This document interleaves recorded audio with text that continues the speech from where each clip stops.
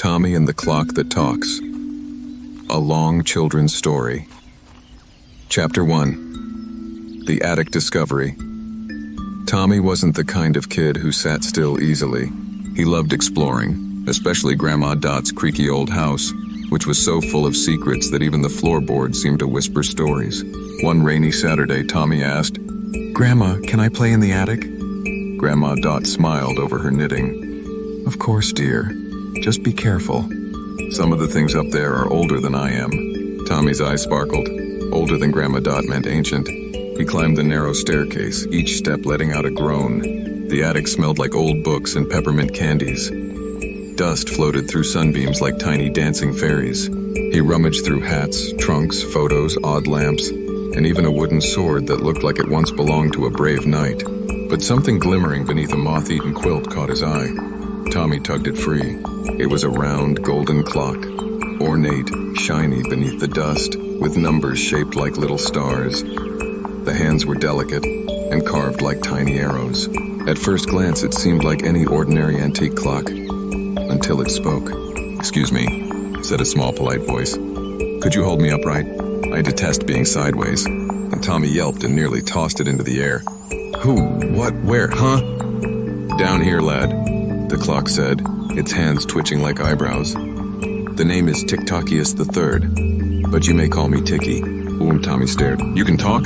"Clearly," Ticky sniffed, "though my gears are a bit stiff from being stuck under that itchy blanket for, a century or 3. Tommy blinked. "A century?" "Maybe 2. My memory gets rusty." Tommy grinned. "I'm Tommy. I've never met a talking clock before." "You've never met a time-traveling one either, I suspect," Ticky said proudly. Tommy's jaw dropped. Chapter 2. Time is a door. Ticky wiggled his minute hand. "Well, off we go then." Wait, go where?" "Through time, of course. Past, future, sideways time, twisted time. Oh, the choices." "But is it safe?" Ticky's hand spun in a circle, looking much like a shrug. "Safe enough if you listen to me. Shall we start with something tame? A hop to the past?" Tommy nodded. "Yes, please." The attic shimmered, sparkles spun around them, and Ticky chimed a warm note. Ding! The world dissolved. Chapter 3. A Visit to the Past. When the sparkles faded, Tommy found himself standing in a bustling village square. Cobblestone streets stretched out in every direction. People carried baskets of warm bread and fresh vegetables. A woman led a goat past him. Children chased hoops with sticks. "Wow," Tommy whispered. "This is old." "Medieval, to be exact," Ticky said. "Well, medieval-ish. Time is fuzzy." Tommy wandered through the market. The smells were amazing. Fresh bread, sweet apples, warm soup bubbling in iron pots. A baker smiled at him. "Hungry, lad?" she asked. Tommy nodded shyly. She handed him a warm roll. "On the house." He took a huge bite. It tasted like sunshine and clouds. Ticky cleared his throat. "A short visit only. This era has unpredictable dragons." Tommy stopped chewing. "Dragons?" "Well, lizard-like creatures with attitude," Ticky corrected.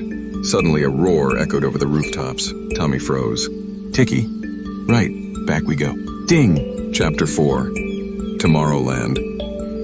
They landed on a clear glass sidewalk floating above the ground. Buildings shimmered like giant crystals. Cars zoomed through the air. Robots whistled cheerful tunes as they carried groceries. "This is awesome!" Tommy shouted. A girl with glowing sneakers zipped past on a floating skateboard.